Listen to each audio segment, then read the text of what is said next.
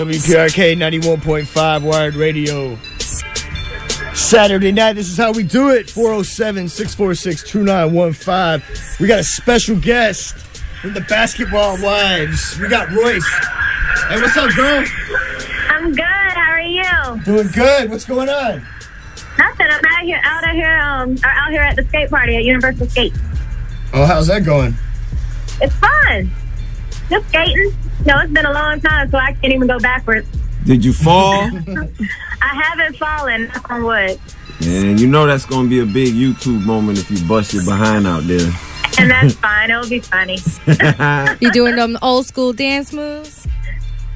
You know, I can't. I've tried to dance on skates, and it's just not pretty at all. No electric sliding for you, huh? They out here doing stuff that you see on the movies and stuff. Not at all. I'm just going around in a circle. Rebel Black here from 91.5 FM Wired Radio. Royce Reed, Basketball Wives. A lot of people know that you are from the area. You just started up a dance company, right? Tell me a little bit more about that, please. Yes, it's called Fantasy Chic. It's a apprentice company. It's for girls ages 5 to 17. We specialize in lyrical jazz and hip-hop. They just had their first show, May 5th and 6th, but it's for girls, and it's kind of, you know, to uplift their self-esteem and their confidence, and we use dance to do that. We take all levels, all races. Somebody asked if we only took black girls, and we're like, no. Okay. But, I mean, it's just fun, and a lot of girls have never danced before, and when you see them now, and it's only been like 7 months, it's amazing. So we have auditions June 2nd and June 30th over at Discount Music. And if you follow at Fantasy Chic or if you follow Royce LR on Twitter, you can get more information or email us at info@fantasychic.com. FANTASHIQUE. Nice. That's good. I see you doing a lot of work now in the community. Do you feel being on Basketball Wives, you have to prove yourself?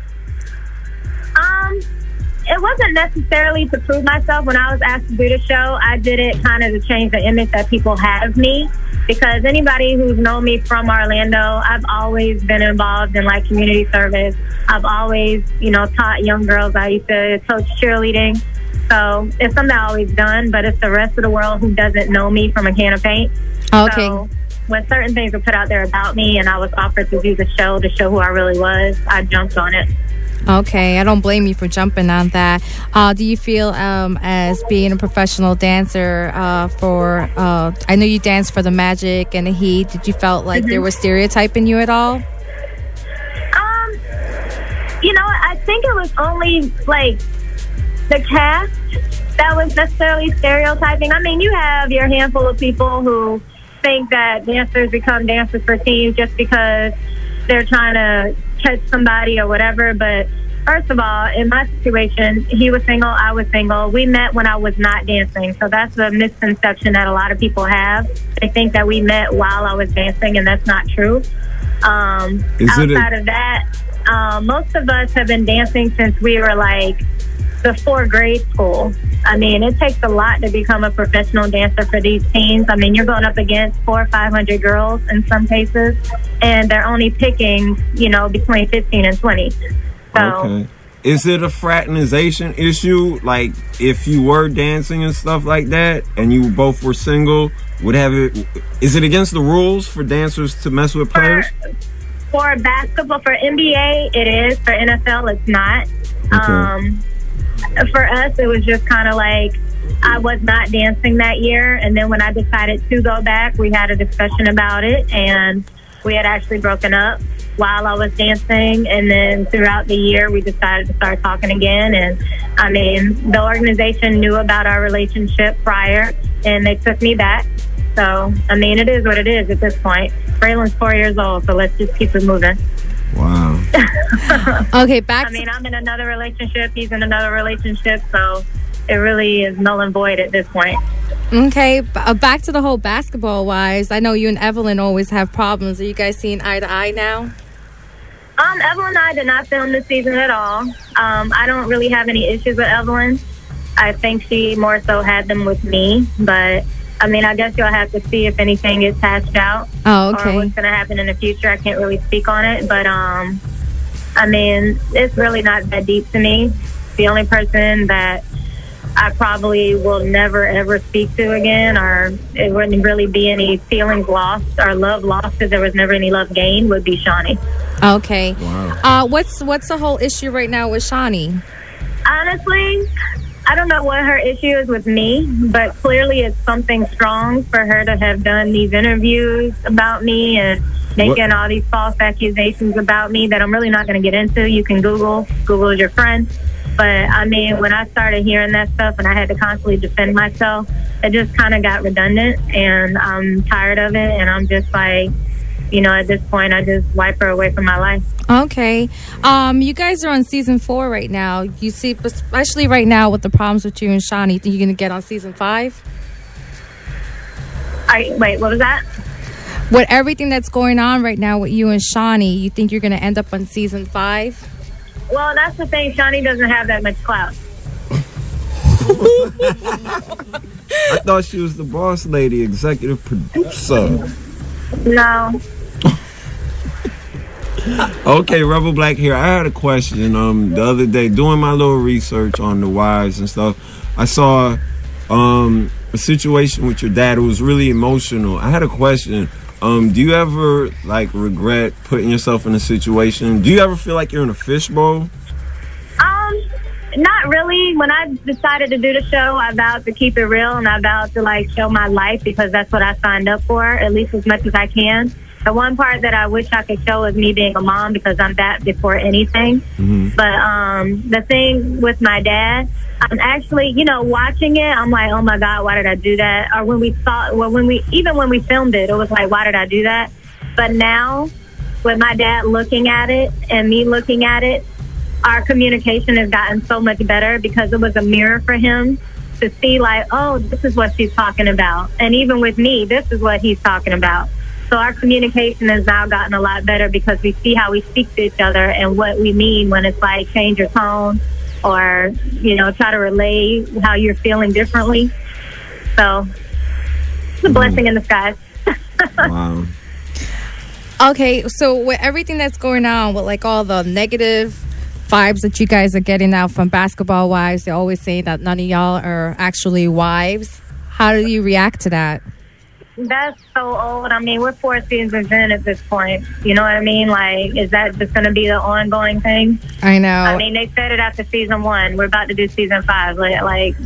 Come up with something else. Well, you guys have been getting a lot of negative vibe with all the whole Evelyn, fighting and throwing bottles and everything. Mm-hmm. And, with the whole Star Jones trying to boycott you guys from getting on to season 5. How do you feel about that? Obviously, you've seen me in scenes with Tami where I've told her that I thought she was wrong in the way that she handled situation. I've never said that Keisha was right in anything that she said. But Keisha and I are close. Tami and I are close. She may be upset with me right now because I've tried to express to her how she comes across, and I don't want her to come across as a bully, but I think now that it's happened and the backlash is coming on the show, when I quit last season and decided to go back, it was because I negotiated showing more of my career. So now that everybody is fighting for that, we'll see what changes. I don't know. I mean, I saw you fighting, and I've actually met you a few times when you were at the Magic. And I saw you fighting. I was thinking to myself, you're going to end up in the movies. Are you going to, kick some butt in the movies or get into some action flicks or something?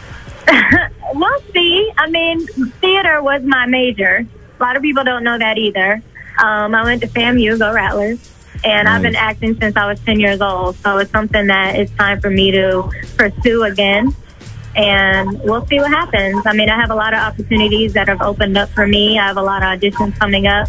I did the play in February. I'm going back next month. So that's an ongoing contract. So we'll see what else opens up. Okay. I wanted to find out from you. There's a lot of rumors that's out there saying that you have a lot of problems that's going on right now with Christina, Desmond's baby's mama. What's that all about? It's really not about anything because Desmond is right out here at the skate party with me. Are you guys having a good time? We're having a great time. Who does he play for? Bucks. The Bucks? Okay. Yep. Okay. I wanted to find out, are you guys engaged?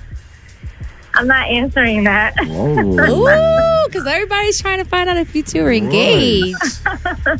You gonna be jumping over a broom real soon? I'm not answering that. You can invite me to the wedding, you know. We got special invitations. Nice. Okay, we think we might have an exclusive here.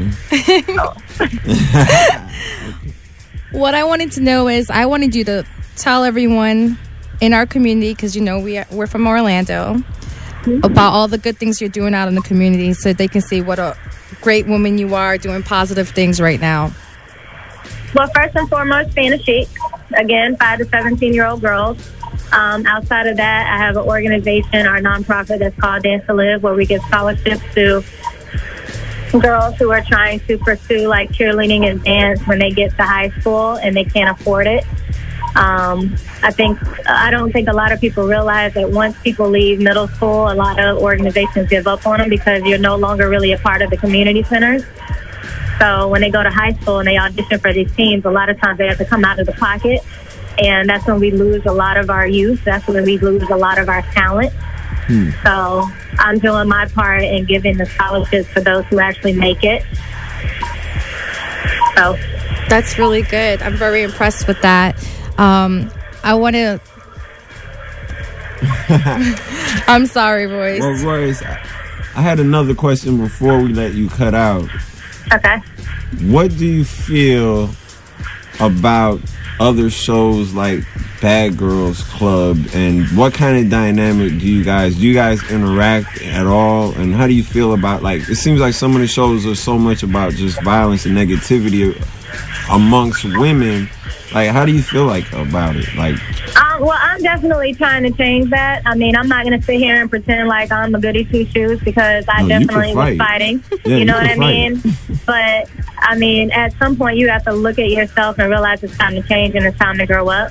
So, I mean, I'm definitely trying to change that. But I mean, I do watch the Bad Girls Club, and I'm actually close with a couple girls from previous seasons. They've actually been at my birthday parties. I've been at theirs, etc. But outside of that, you have to look at the difference between their show and our show, and there's a huge age difference. So when you're dealing with girls who are over 30 years old, I mean, and on our show, we shouldn't be acting like that. Nobody should be acting like that. But when you get to our point, I mean, it's time to really like grow up and keep it moving. All right. Learn how to, fight with words. It's kind of off the cuff though, but if you could fight anybody in reality TV, who would you fight? Nobody. I'm a lover, not a fighter, but I'll fight for what I love. Ooh, nice. Do you feel that with this show, being a mom, you being a role model for your son? That's the first thing when I saw that fight, and even when I had it with Evelyn, and even from season 1 with the pool party, that's when I realized, like, damn it, Royce, grow up. So I beat up myself more than anybody else has on the internet. So, I mean, trust and believe I'm my biggest critic, and everything that I do and everything that I say, I mean, I think about my son. And sometimes it's like afterwards, sometimes it's before. But either way, I learn from it. Dang, that sounded so politically correct. Yeah, it did, man. No, that's really how I am, though. Braylon is my world. So I don't want to do anything that he's going to look back on and be like, dang, like. So you don't. Yeah, I don't want him to look at me and not respect me. And I know there's certain things that I've done when I've been younger that he's going to see, but I'll explain it to him. But again, I've grown up a lot. Okay, let's say you're in the hallway of VH1 and Evelyn is walking down the right side. You're walking down the left side. Like, are you going to throw an elbow or? No, I'll speak. I'm not going to shoulder check her. Why? I'll speak. I don't hate the girl. It's not that deep. It seems like with all the stereotypes they had on you when you joined the cast, it was like tough for you to ever have a chance of being accepted by them. Were you ever worried about that? No. Do I look like I get worried about much? Come on now. I'm from Tangelo Park. What's up? We were in Tangelo Park today. We just came from there. We just came from there. We had a video Armstrong's shoot up there. video shoot. But I gotta go, y'all. They waiting on me. Thanks a lot, though. We had a great time. I'm looking forward to talking to you. I'm gonna follow you on Twitter. All right. Okay, All right, have thank you. fun. Royce Reed, Basketball Wives, 91.5 FM. 91.